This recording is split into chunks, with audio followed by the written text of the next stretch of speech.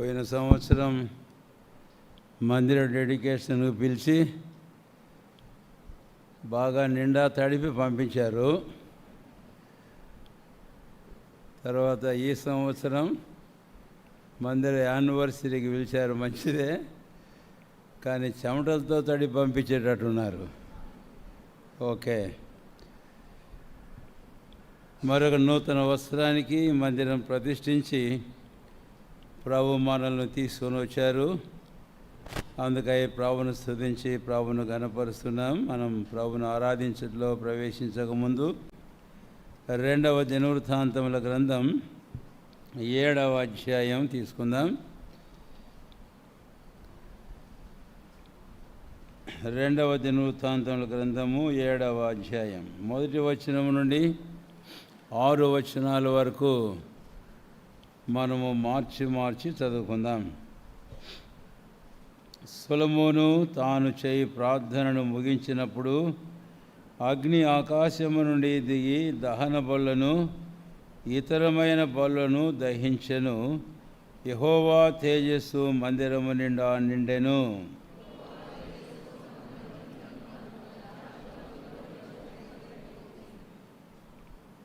అగ్నియు యెహోవా తేజస్సును మందిరం మీకు దిగగా చూచి ఇశ్రాయేలందరూ సాష్టాంగ నమస్కారం చేసి, యెహోవా దయాళుడు, ఆయన కృప నిరంతరముండునని చెప్పి ఆయనను ఆరాధించి స్తుతించిరి.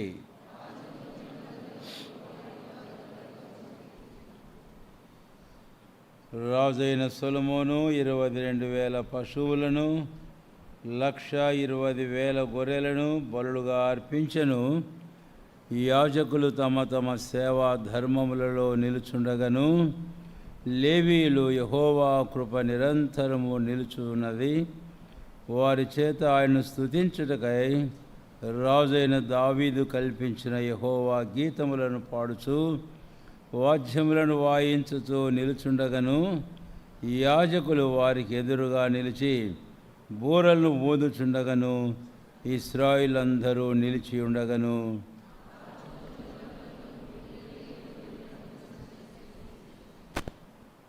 ఇదే అధ్యాయంలో అందరము కలిసి 12వ వచనం చదువుకుందాం. అందరము కలిసి 12వ వచనం చదువుకుందాం.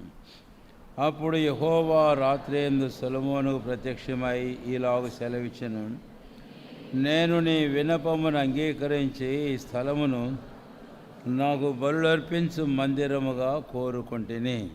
ప్రభు ఈ మాటలు మనకు ఆశీర్వదించునుగాక. ప్రభు తన ఆత్మ ద్వారా వాక్యం ద్వారా మన హృదయాలను ఆయన ఆరాధించుటకై సిద్ధపరచునుగాక. చిన్న ప్రార్థన చేసుకుందాం. ప్రియమైన మా తండ్రి, ఇది మా ప్రభు పునరుత్థాన దినం. అదే సమయంలో ఈ మందిరం ప్రతిష్ఠించబడిన దినం ఇది.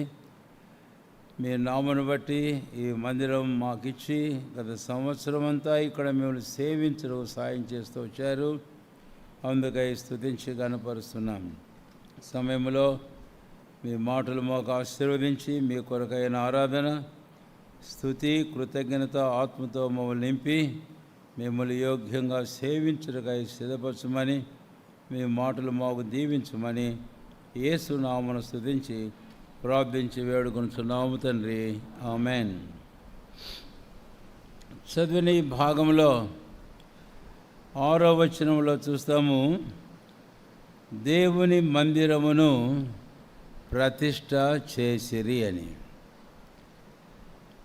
వెనక్కి తిరిగి మనం చూస్తే దేవుని మందిరాన్ని మనం ప్రతిష్ఠ చేశాము. ఈ దేవుని మందిరాన్ని ఈరోజు మనం చూస్తే ప్రతిష్ఠించబడిన ఈ మందిరములో మనము ఉన్నాము అని.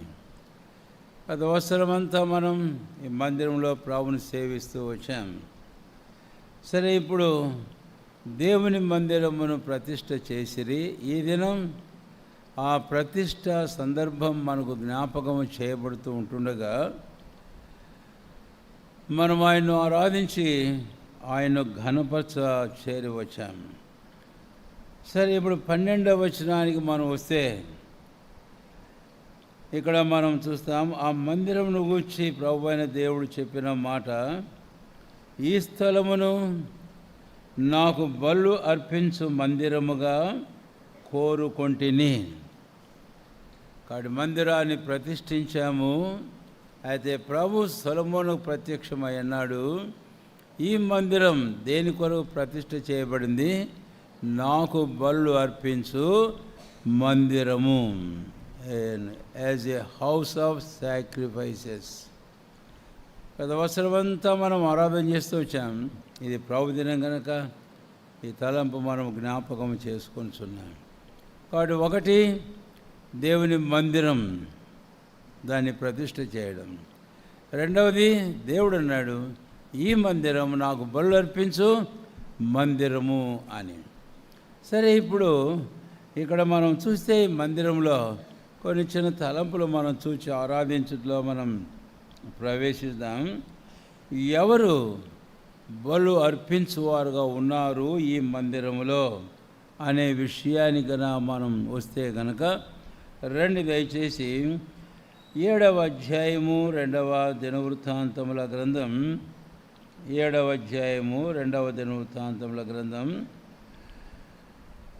లేవీయులను, అంటే 5వ వచనం, యాజకులను తమ తమ సేవాధర్మంలో నిల్చుండగా లేవీయులు యెహోవా కృప నిరంతరమును. కాబట్టి మందిరం నిర్మించబడి ప్రతిష్ఠించబడింది ఒకటి.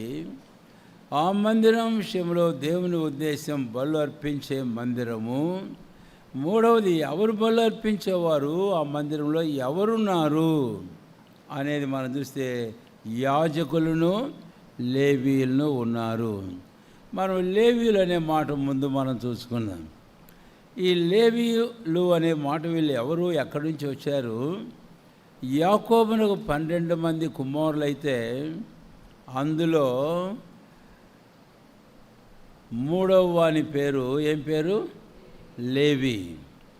ఆ లేవి అని ఆ పేరు ఎందుకు పెట్టారు అనే విషయానికి మనం వస్తే కనుక రండి దయచేసి ఆదికాండము 30వ అధ్యాయం, ఆదికాండం 30వ అధ్యాయం చూడండి, 34వ వచనం. 34, ఆమె మరలా గర్భవతి అయి కుమారుని కని తుదకు ఈసారి నా పెనిమిటి నాతో హత్తుకొని ఉండును, అతనికి 3 కుమారులను కంటిననుకొని అందుచేత అతనికి లేవి అను పేరు పెట్టెను. లేవి అనగా ఏమిటి అర్థము? హత్తుకొనును అని అర్థం. లేకపోతే ఇంకా మనం కొంచెం తేటగా అర్థం కావడానికి లేవి అంటే అంటు కట్టబడము అని ఇక్కడ మనకు అర్థమవుతూ ఉంది. యాకోబు యొక్క భార్య అయినటువంటి లేయా, తర్వాత యాకోబు వారిద్దరి విషయంలో లేయా వారు కూడా సంబంధానికి వచ్చి మాట్లాడేటప్పుడు ఈ 3వ కుమారుని కన్న తర్వాత నా పెనిమిటి నన్ను అంటియుండును, లేకపోతే నన్ను హత్తుకొని ఉండును అంటే ఆమె మాటల్లో మనకు అర్థమయ్యేది ఏంటంటే వారిద్దరి మధ్య ఏదో ఒక ఎడము, ఒక గ్యాప్ అనేది ఏర్పడింది అన్న తలంపు మనకు ఖచ్చితంగా వస్తుంది. అది వాస్తవమే, అది వాస్తవమే. అయితే ఇప్పుడు ఆమెకు ఒక ఆశ, 3వ కొడుకు పుట్టగానే నా పెనిమిటి నన్ను అంటి ఉంటాడు, నన్ను హత్తుకొని ఉంటాడు, మా ఇద్దరి మధ్య ఈ గ్యాప్ ఇంకా ఏమాత్రం గ్యాప్గా ఉండదు, మేము ఒకరిని ఒకరు ఏం చేస్తామంట, హత్తుకొని ఉందము. అయితే ఇప్పుడు మన విషయానికన్నా వస్తే యెషయా గ్రంథం 54వ అధ్యాయం 5వ వచనంలో నీ సృష్టికర్త అయిన వాడు నీకు ఏమై ఉన్నాడు? భర్త అయి ఉన్నాడు. అయితే భర్త అయిన పరిశుద్ధుడైన ప్రభు అయిన దేవునికి ఆయన సృష్టి అయిన మానవాళి నాడు ఇశ్రాయేలుకే కాదు, ఈరోజు మనందరికీ కూడా ఆయన సృష్టికర్తే. ఆ సృష్టికర్త అయిన వాడు తాను సృష్టించిన ప్రజావళికి భర్త అయి ఉన్నాడు. అదే అయితే ఏమైంది? ఇశ్రాయేలు గురించి మాట్లాడుతూ అంటాడు, నేను మీ తల్లికి పరిత్యాగ పత్రికను ఇచ్చి ఉన్నాను. Divorce, separated. కారణం ఏమిటి? నాడే కాదు నేడు కూడా ఎఫెసీ 4:18 దేవుని వల్ల కలుగు జీవములో నుండి మీరు వేరుపరచబడిన వారై. కారణం ఏమిటి? యెషయా గ్రంథం 59:1-2 మీ పాపములు మీకును దేవునికిని అడ్డముగా వచ్చినవి. కాబట్టి పాపము మనలను మన సృష్టికర్త అయిన ఆ పరలోకపు భర్త అయిన ప్రభు అయిన దేవునికి ఎడమును దూరమును కలగజేశాయి. అందుకనే మనము చూస్తాము ఎఫెసీ పత్రిక 2:12 మునుపు మీరు క్రీస్తునకు ఏమై ఉంటుంది? దూరస్తులై ఉంటుంది. అవును, నిజమే. ఇది ఎప్పుడు జరిగింది? ఆదికాండం 3:24 ఆ సంగతిని గూర్చి 2 సమూయేలు గ్రంథం 14:14 ఆ తెకోవా స్త్రీ దావీదు నగదుకు వచ్చి దావీదుతో మాట్లాడేటప్పుడు ఆ మాటలు వాడింది.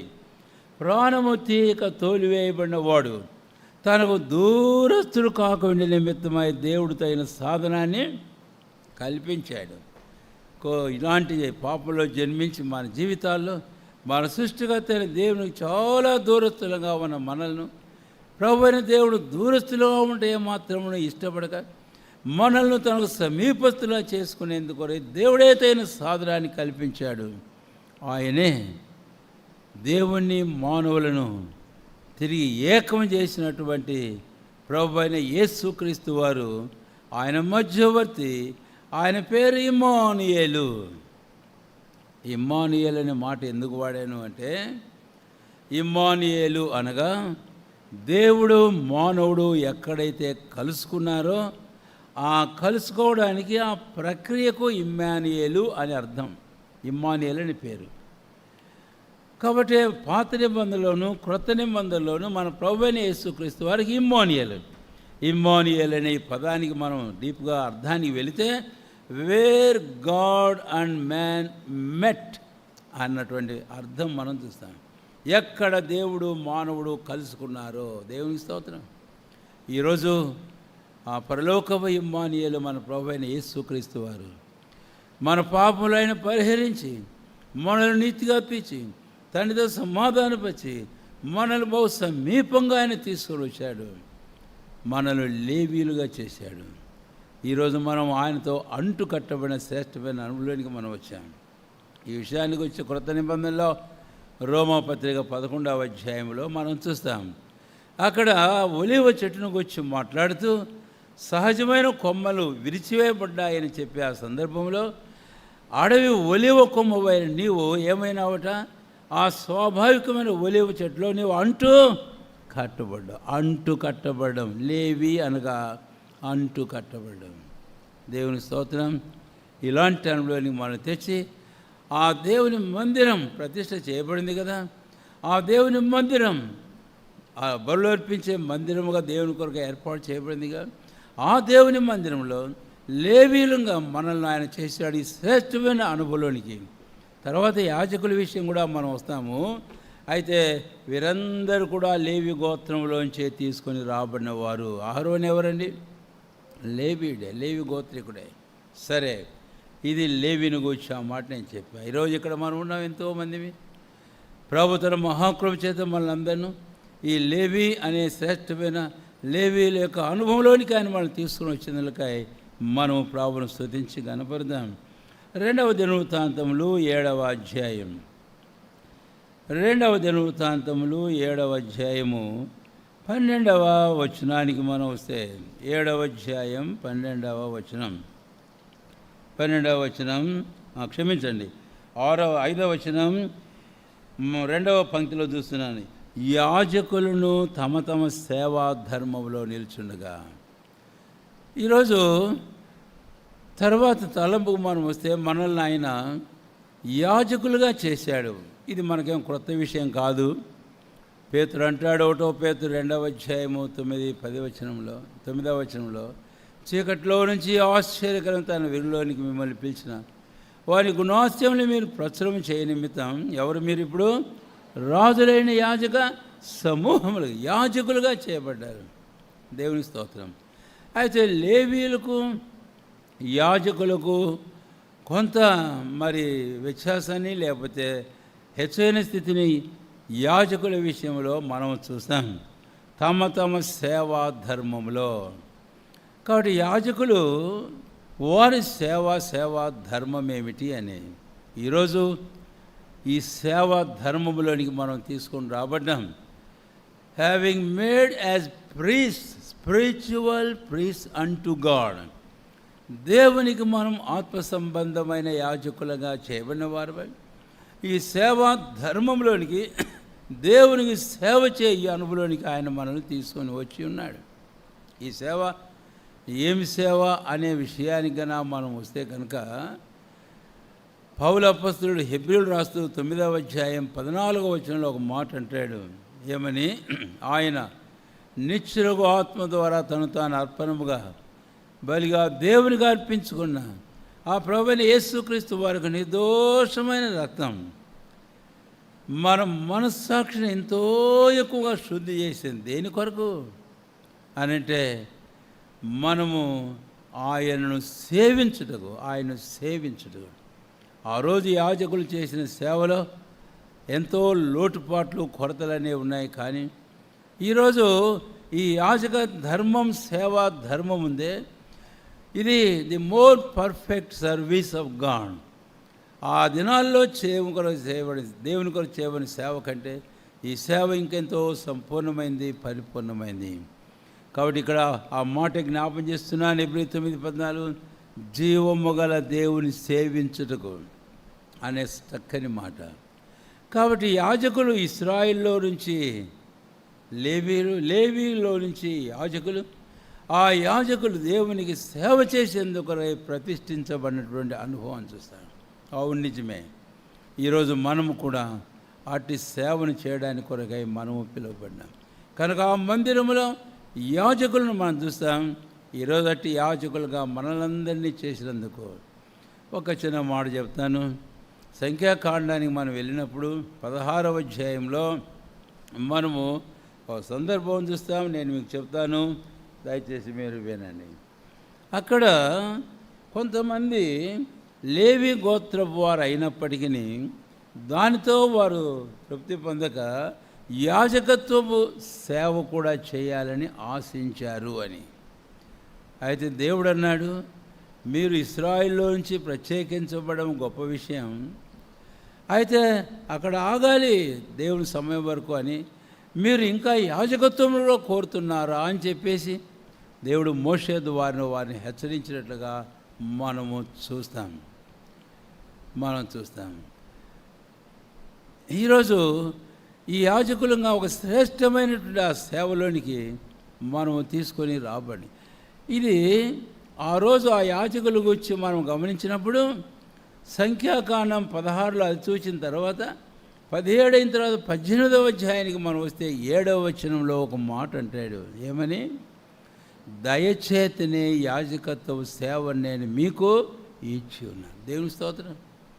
ఈరోజు దేవాది దేవుడు దూతలు, కెరూబులు, శరాపుల చేత దివరాత్రములు ఆరాధించబడుతూ ఆయన ఘనపరచబడుతూ మహిమపరచుస్తున్న ఆ దేవుడు ఈరోజు భూమి మీద ఆయన రక్తం చేతి విమోచించబడి యాజకులో ఉన్న ప్రతిష్ఠించబడిన ఆ మనుషుల ద్వారా ఆ ప్రభువైన దేవుడు ఆరాధించి సేవింపబడ ఆయన ఇష్టపడ్డాడు.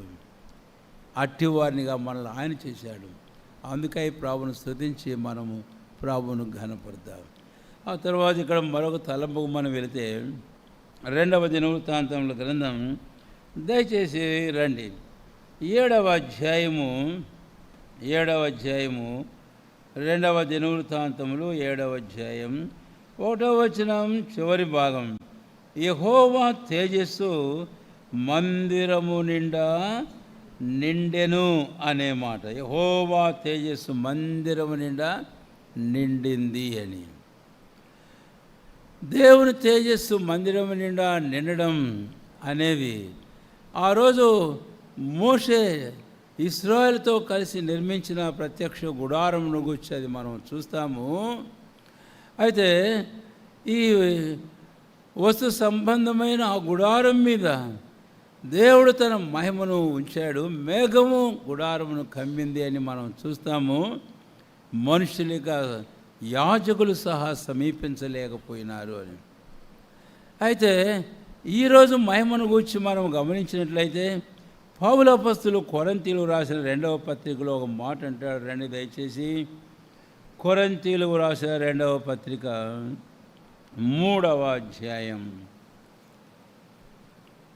2 కొరింథీ 3వ అధ్యాయము 12వ వచనం ముందు జ్ఞాపం చేస్తున్నాను.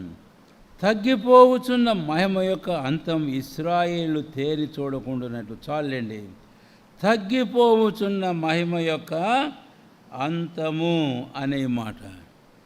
లేక ఇంకో మాట కూడా కింద వ్రాయబడింది, లేక అని అన్నాడు, కానీ దాని జోలికి మనం పోవడం అంత మంచిది కాదేమో.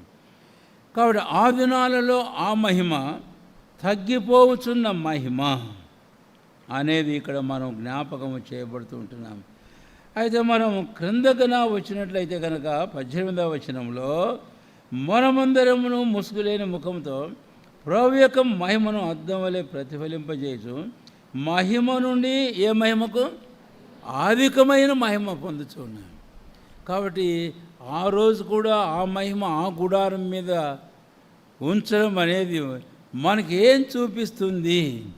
ఈరోజు మనము దేవుని మందిరముగా ఆ పరిశుద్ధులైన ప్రభు అయిన దేవుడు ఏ మౌనుడు సమీపింపరాని తేజస్సులో అమరత్వం కలిగి వసించుచున్నప్పుడు 1 తిమోతి 6వ అధ్యాయం ప్రకారము ఇప్పుడైతే దేవుని మందిరంగా, జీవముల దేవుని సంఘముగా చేయబడిన మన జీవితాలలో ఆయన తన మహిమను మన మీద ఉంచడానికి ఆయన ఇష్టపడ్డాడు. ఆ రోజు ఆ మహిమ తగ్గిపో మహిమ ఇశ్రాయేలు మీద, వారు చూచిన మహిమ అలాంటిది. అయితే ఈరోజు ప్రభు అయిన దేవుడు మన కొరవై సిద్ధపరిచిన ఆ మహిమ తగ్గిపోవునది కాదు. ఆ మహిమ అంతకు మించిన అధికమైన మహిమ. యేసయ్య ఒక మాట అన్నాడు, యోహాను సువార్త 17వ అధ్యాయం. ఏమని? ఆది యందు నీ యొద్ద నాకెట్టి మహిమ ఉండెను. 4వ వచనంలో యోహాను 17:4 అంటాడు మాట. ఆ తర్వాత అదే వచనంలో అంటాడు, ఆ మహిమతో ఇప్పుడు నీవు నన్ను మహిమపరచు. ఎందుకు? నీవు నాకు ఇచ్చిన పని నేను సంపూర్ణం చేశాను. ఆ తర్వాత కింద వచనాలకు వస్తే కనుక 21వ వచనం నుంచి, నీవు నాకు ఇచ్చిన మహిమను నేను వారికి ఇచ్చి తిని. దేవుని స్తోత్రం. మనకు బాగా తెలుసు రోమా 3:23, ఏ భేదములు లేదు, అందరినూ పాపం చేసి దేవుడు అనుగ్రహించిన మహిమను పొందలేకపోవచ్చు. అయితే ఇప్పుడు ప్రభువైన క్రీస్తు యేసునందు ఆయన ద్వారా ఆయనకు ఆది యందు ఏ మహిమ ఉండెనో ఆ మహిమతో ఆయన మహిమపరచబడుతూ అటు మహిమను ఆయన మనకు ఇవ్వడం ఎంతో ఆశ్చర్యమైన విషయం. అందుకనే పేతురు అపొస్తలుడు నాడు, పౌలు చాలా సందర్భాలు అపొస్తలులు మాట్లాడుతున్నారు.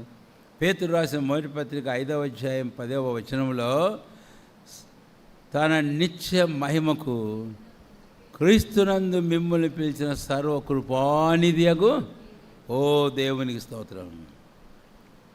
ఆ తగ్గిపోయే మహిమ కాదు. ఆ తర్వాత నిలిచి ఉండని మహిమది. అయితే ఇదో ఇక్కడ మహిమ, అధికమైన మహిమ, నిత్య మహిమ. అటు మహిమకు క్రీస్తునందు మిమ్మల్ని పిలిచిన దేవుడు. కాబట్టి ఆ లేవీలు, యాజకులు ఆ మందిరంలో వెళితే ఆ మందిరం మీద ఆ గుడారం, ఆ మేఘము, ఆ తేజస్సును మనం గమనిస్తే ఈరోజు అట్టి మహిమలోనికి ఆయన మనల్ని తీసుకొని వచ్చున్నాడు. అందుకనే ప్రభువును స్తుతించి, ప్రభువును మనం ఆరాధించి ఆయన గణపరచాలి. ఇంకొక మాట ముందుకు వెళ్ళి మనం ముగించేద్దాం. 2వ దినవృత్తాంతముల గ్రంథం 2 దయచేసి 7వ అధ్యాయం అందరం కలిసి 3వ వచనం చదువుకుందాం. 3వ వచనం. అగ్నియు యెహోవా తేజస్సును మందిరం మీదికి దిగగా చూచి ఇశ్రాయేలందరూ సాష్టాంగ నమస్కారం చేసి, యెహోవా దయాళుడు, ఆయన కృప నిరంతరమునని చెప్పి ఆయనను ఆరాధించి. యెహోవా ఎవరటండి? దయాళుడు అని. The Lord is good. యెహోవా ఎంతో ఉత్తముడు, మంచివాడు. అది మనకు మన జీవిత అనుభవంగా చేయడం దేవుని యొక్క ఇష్టం. అందుకనే యిర్మీయా గ్రంథంలో 31వ అధ్యాయము 14వ వచనంలో, నా జనులు నా ఉపకారములను తెలుసుకొని వారు తృప్తి పొందరు. 145వ కీర్తనలో మనం చూస్తే 9వ వచనంలో, యెహోవా అందరికీ, the Lord is good to all, అందరికీ. అంటే ఇక్కడ ఆయన మన కొరకు చేసిన మేలును గురించి మనం చూస్తాం. ఇక్కడ మన విషయానికి వస్తే 1 సంవత్సరం వెనక్కు మనం పోతే కనుక ఆయా పరిస్థితులు గుండా వచ్చిన మన జీవితాల్లో మనం అందరం బాగేరోజు. అయితే దేవుని చిత్తమైంది, సంవత్సరం క్రితం ఈ స్థలానికి తీసుకొని వచ్చి ఇక్కడ ఒక చక్కని మందిరాన్ని దేవుడు మనకు అనుగ్రహించాడు. మందిరం అనేది దేవుడు మన కొరకై చేసిన మేలు ఉపకారం అని ఖచ్చితంగా చెప్పాలి. ఎందుకు అని అంటే 36వ కీర్తన 8వ వచనంలో మనం చూస్తాము. అక్కడ ఏమంటాడు, నీ మందిర సమృద్ధి చేత వారిని నీవు సంతృప్తిపరచుచున్నా. కాబట్టి దేవుని మందిరం మనకు అనుగ్రహించి అక్కడ ఆ మందిర సమృద్ధి చేత మనల్ని గత సంవత్సరం అంతా పోషిస్తూ వచ్చిన ఆ తండ్రి దేవునికి స్తోత్రం. దేవుని మందిరం ఖాళీగా లేదు అంటాడు 132వ కీర్తనలో. మనం ఇంకెక్కువ మాటలు పోం, కానీ నేను దాని ఆహారమును నిండారులుగా దీవించదను. దాని ఆహారం నిండారులుగా దీవిస్తాను. దానిలోని బీదలు నేను తృప్తిపరుస్తాను. దేవానికి స్తోత్రం. సంవత్సరం కాలమైంది, ఈ చక్కని సొంత మందిరం ఓటిచ్చారు. ఈ మందిర ఆవరణంలో ఈ మందిర సమృద్ధిని ఇచ్చారు. పేదలముగా ఆత్మీయ జీవితంలో అయితే మమ్మల్ని మీ సమృద్ధిలోంచి పోషిస్తూ వచ్చారు. అట్టి మీ మంచితనాన్ని తలంచుకుంటూ ఈ ఉదయకాలం అందు మిమ్మల్ని ఆరాధించి మేము ఘనపరచగా ఎలాగ ఊరకుండగలం? కనుకనే యథార్థమైన హృదయంతో కృతజ్ఞతాపూర్వకంగా ప్రభును ఆరాధించి ప్రభును ఘనపరుద్దాం. తిరిగి దీని అంతటికి ముఖ్యమైన కారణం 7వ అధ్యాయము 3వ వచనం. దేన్ని బట్టి ఇదంతా జరిగింది? ఆయన కృప నిరంతరముండునని చెప్పి. ఆయన కృప ఎప్పుడు ఉంటుందంటండి? నిరంతరము ఉండును. ఇదంతా దేవుడు తన మహాకృప చేతనే. మనము యోగ్యులం, మనము అర్హులము అనేది కాదు, లేక మనము దీనికి చాలిన వారం, తగిన వారం కనుక ఆయన మాకు ఎన్ని చేశాడు అనేది కాదు. మరి దేన్ని బట్టి చేశాడు? ఆయన కృపను బట్టి. చివరిగా వచనం అందరం కలిసి చదువుకుందాం. యెషయా గ్రంథం 63వ అధ్యాయం 7వ వచనం. యెషయా గ్రంథం 63వ అధ్యాయము 7వ వచనం. అందరము కలిసి మనం చదువుకొని ప్రభువును ఆరాధించడంలో ప్రవేశిద్దాం. యెహోవా మనకు చేసిన వాటన్నిటిని బట్టి, యెహోవా కృపాతిశయమును, యెహోవా స్తోత్రములను గానము చేతును, తన వాత్సల్యమును బట్టి, కృపా బాహుల్యమును బట్టి ఇశ్రాయేలు యొక్క వంశస్థులకు ఆయన చూపిన మహాకనికరమును నేను ఈ ఉదయకాలం ముందు ఈ తలంపులు మన హృదయంలో ఉంచుకొని ఈ ప్రకారం మన ప్రభును మనం ఆరాధించి మనం ఘనపరచుదుము గాక.